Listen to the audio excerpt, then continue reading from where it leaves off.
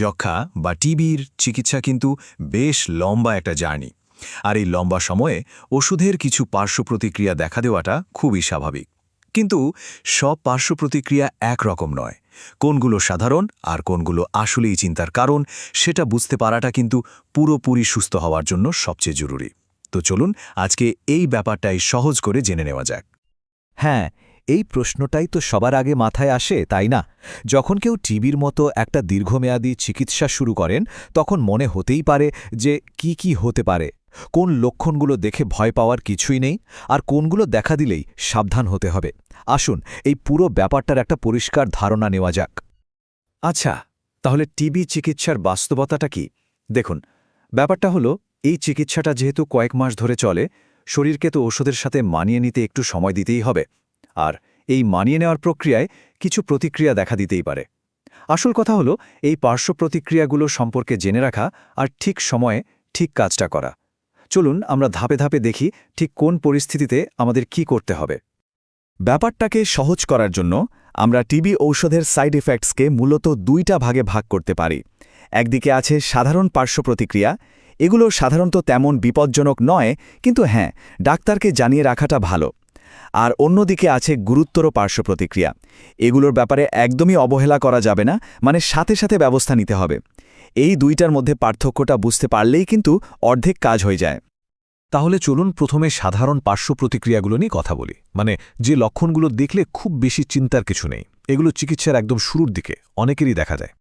যেমন ধরুন, একটু মাথা ঘোরা বা শরীরটা ক্লান্ত লাগতে পারে, কিংবা ধরুন হালকা বমি বমি ভাব হওয়া, অথবা গায়ে একটু চুলকানিও হতে পারে। আর হ্যাঁ, প্রস্রাবের রং কমলা বা লালচে হয়ে যাওয়াটাও কিন্তু এই সাধারণ লক্ষণগুলোর মধ্যেই পড়ে। এই যে প্রস্রাবের রং বদলে যাওয়ার কথাটা বললাম, এটা নিয়ে একটু আলাদা করে বলা দরকার। কারণ হুট করে প্রস্রাবের রং কমলা বা লালচে হয়ে গেলে যে কেউ একটু ঘাবড়ে যেতে পারেন, তাই না? কিন্তু মজার ব্যাপার হলো, এটা আসলে খুবই স্বাভাবিক একটা পার্শ্বপ্রতিক্রিয়া। এটা বরং একটা ভালো লক্ষণ যে অসুখটা আপনার শরীরে ঠিকমতো কাজ করছে। তো মূল কথাটা কি দাঁড়ালো? এই সাধারণ লক্ষণগুলো যদি দেখা দেয় তাহলে একদমই ভয় পাবেন না। আর সবচেয়ে জরুরি কথা হলো, নিজের থেকে ওষুধ খাওয়া বন্ধ করে দেবেন না। ওষুধ চালিয়ে যেতে হবে। তবে হ্যাঁ, যদি অস্বস্তিটা একটু বেশি মনে হয় তাহলে অবশ্যই ডাক্তারকে একবার জানিয়ে রাখবেন। আচ্ছা, সাধারণ পার্শ্ব প্রতিক্রিয়ার কথা তো হলো। এবার আমরা আসব সেই সব গুরুতর সতর্ক সংকেত নিয়ে, যেগুলোকে এক কথায় বলা যায় রেড ফ্ল্যাগ। এগুলো দেখা দিলে কিন্তু এক মুহূর্ত দেরি করা যাবে না। এই কথাটা খুব মনোযোগ দিয়ে খেয়াল করুন। তৎক্ষণাৎ ওষুধ বন্ধ করবেন। এরপরে আমরা যে লক্ষণগুলোর কথা বলবো, সেগুলোর যে কোনো একটা দেখা দেওয়ার মানেই হল সাথে সাথে ওই মুহূর্তেই ওষুধ খাওয়া বন্ধ করতে হবে। এটাকে একটা এমার্জেন্সি হিসেবে ধরতে হবে। কি সেই গুরুতর লক্ষণগুলো?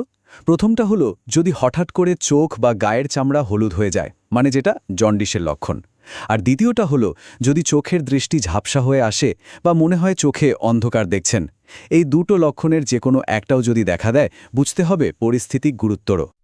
তো আমরা সাধারণ আর গুরুতর দুই ধরনের পার্শ্বপ্রতিক্রিয়াই দেখলাম। তাহলে চলুন পুরো বিষয়টা একবার এক জায়গায় গুছিয়ে নেওয়া যাক, মানে কখন ঠিক কি করতে হবে তার একটা পরিষ্কার ছক দেখে নিই। এই টেবিলটা দেখলেই পুরো ব্যাপারটা পরিষ্কার হয়ে যাবে। দেখুন, যদি লক্ষণগুলো সাধারণ হয় তাহলে করণীয় কি? ওষুধ বন্ধ করা যাবে না, কিন্তু ডাক্তারকে জানাতে হবে। আর যদি লক্ষণ গুরুতর হয়, তাহলে করণীয়টা একদম উল্টো। সাথে সাথে ওষুধ বন্ধ করতে হবে এবং যত দ্রুত সম্ভব ডাক্তারের সাথে দেখা করতে হবে। এই সহজ পার্থক্যটাই মনে রাখতে হবে। আমাদের আলোচনার প্রায় শেষ পর্যায়ে চলে এসেছি। সব কিছুর পরে আসল লক্ষ্যটা কি? লক্ষ্যটা হলো সম্পূর্ণ সুস্থ হয়ে ওঠা, তাই তো? আর এই পার্শ্বপ্রতিক্রিয়াগুলো সম্পর্কে সঠিক জ্ঞান আর একটু সতর্কতা, ব্যাস এইটুকুই কিন্তু সুস্থ হওয়ার পথটাকে অনেক সহজ করে দেয়।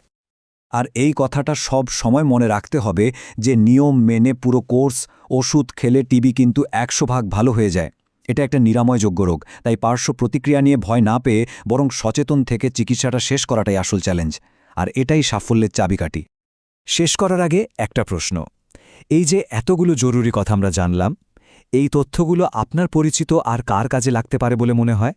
আমাদের আশেপাশে এমন অনেকেই হয়তো আছেন যারা টিবি চিকিৎসা নিচ্ছেন। তাদের কাছে এই তথ্যগুলো পৌঁছে দেওয়াটাও কিন্তু একটা বড় দায়িত্ব।